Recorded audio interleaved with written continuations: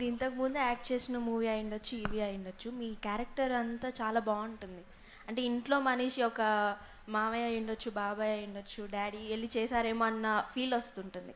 So మీ character select చేసుకునేటప్పుడు ఎలాంటి జాగ్రత్తలు తీసుకుంటారు? నేను జాగ్రత్తలు లేదు ఇప్పుడు ఇంటికాడ ప్రాక్టీస్ చేయటాలు జాగ్రత్తలు బొంగు పోషాడు ఏం ఉండవు.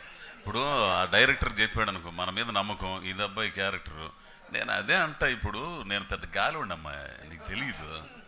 ఇప్పుడు గాలి తెరగ తిరిగిన రోజుల్లో సమాజాన్ని బాగా అర్థం చేసుకున్నాను నేను విశేష జనబాహుళ్యంతో బాగా సంబంధాలు ఉండేవి. గాలి వాళ్ళకి అట్టనే ఉంటాయి కదా, ఏంది ఎవడు ఏంటి ఎట్లా ఉంటాడు, గ్రామాల్లో ఎట్లా ఉంటారు, పైకి నవ్వుతా ఉండేవాళ్ళు, పాష్గా ఉంటా, hi how are you fine తెలుసు, ఎట్లా ఉండేవాళ్ళు, లోన్ ఎట్లా ఉంటారు, ఇవన్నీ నాకు తెలుసు.